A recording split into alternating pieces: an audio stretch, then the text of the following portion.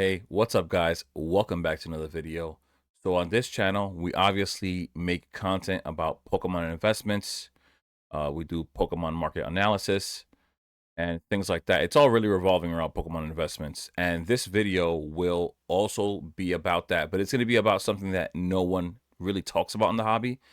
I would kind of say it's kind of overlooked, but it's actually incredibly important. And that's actually selling off your investments. Today, I want to talk about selling off your investments because at some point, somebody is going to buy your product, or at least you're going to make an attempt at making a sale. But before that even happens, they are going to need to trust you.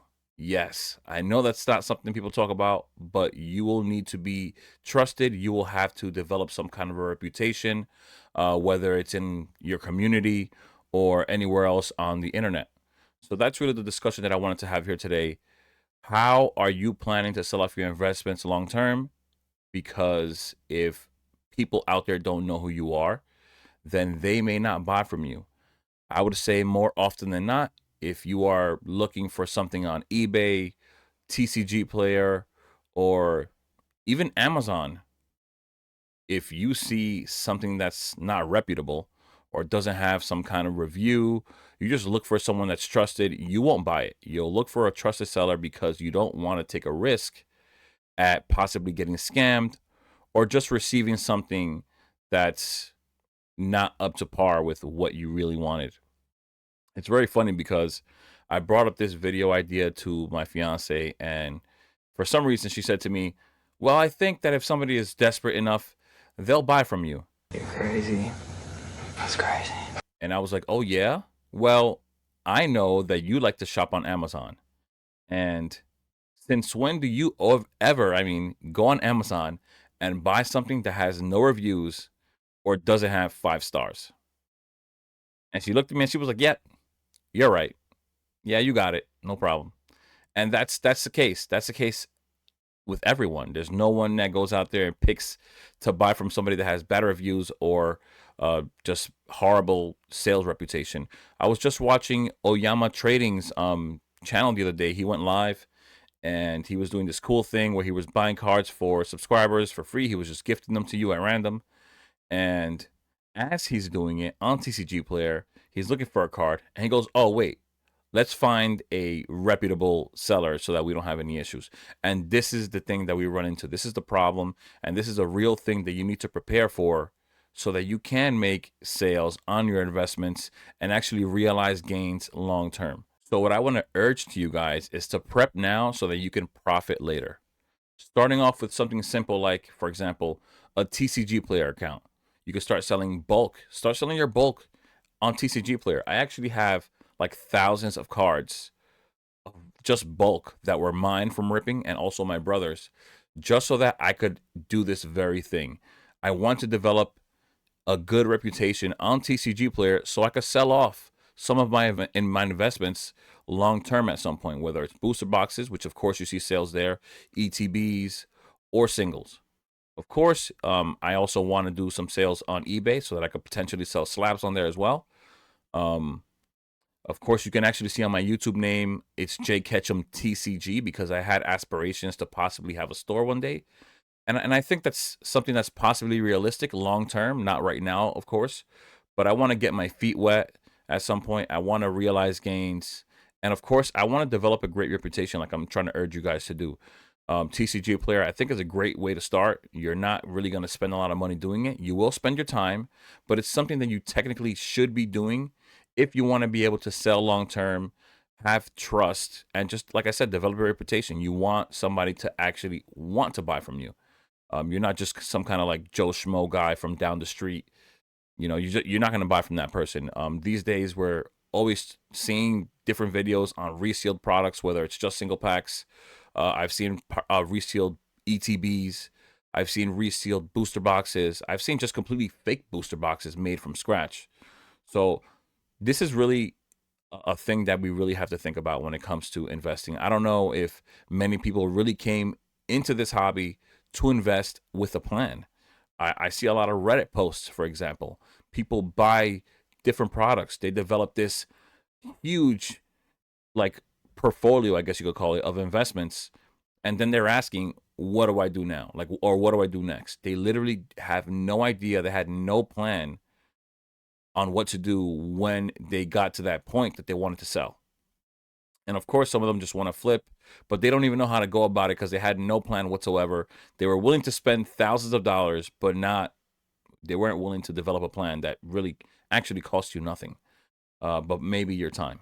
So yeah, before anyone buys anything, especially anything high end from you, like maybe the Paldea Evolved booster box that's right here, or even the Destined Rivals one, they're already at $400.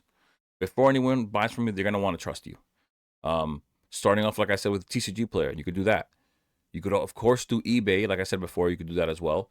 But you could also include yourself in Pokemon TCG groups or Pokemon investing groups. There are a ton of them. You could make yourself an asset to any community on Reddit or Facebook. There are tons of groups out there. You could just make yourself known on like I said, Reddit. You could go to Discord groups. You could join Facebook groups. You could create an Instagram account, talk on Instagram, get involved with people there that are already known, develop trust with them as well. Um, many things like that. Even in your own community, if you go ahead and make minor sales, if you go to your card shop and they have events there, which I see all the time, whether they're trading events or you can go over there and make trades, you can just do something that shows that you are a trusted individual and people would want to buy from you. You keep receipts, whether they're text messages or pictures, just to show evidence that you are a good person that is actually worth trusting, And you also, of course, you want to show your love for Pokemon. People don't want like they really don't want to buy from like these sneakerhead resellers that have entered the hobby. Once people hear that from you, they're not going to want to buy from you. I'll be honest, that's just the case. If that's you, they're not going to want to buy from you. Um, but if you are someone who genuinely loves Pokemon, who can have a conversation on Pokemon, kind of proving that you know what you're talking about, that you know Pokemon, people will like that. They will gravitate towards you. They will actually want to buy from you just because you are that kind of a person that shares the same kind of like or love for Pokemon. I think that's a very, very big thing. Aside from just getting yourself known, just showing who you are as a person, your passion. I think that's a big factor. Like I said, I think this is a very, very overlooked topic. People think that they're just going to buy Pokemon and just sell it off, like it's going to happen like overnight. You think you're going to just place something on eBay and it's just going to sell and you had no reviews whatsoever. That's not happening. There's a reason why these consignment services exist. People have trouble making sales. They don't have a reputation, but they're also not willing to work from the ground up. It doesn't take too much from you to list something. Just take some pictures, list it. Once they buy from you, sell it right away. Send it right away. I mean, send it, communicate clearly, share tracking info, and just do your best at sending it out quickly and properly, undamaged, of course. And even if something is damaged, be clear about it. People will still want to buy something that has a ripped, wow, there was a fly there, something that has a ripped seal on a booster box. They'll still buy it, of course, at a discount, but they'll buy from you because you're being honest and it won't be like some kind of a scam. That's a really big deal as well. So yeah, once people start trusting you, now you can start selling higher end products. Maybe you could start selling parts of your collection or your investment in bulk because it's not going to happen. You're not going to have a $50,000 size portfolio or even less, even $10,000, $5,000, $2,000. People are not going to want to just send you that money so easily. It's not going to happen. They're going to want some kind of like a review or some references maybe. So keeping those receipts, like I was saying before, are very important. And then you can start moving on to higher end sales. You'll attract more people that are willing to spend as long as it's a trusted seller, like I said before.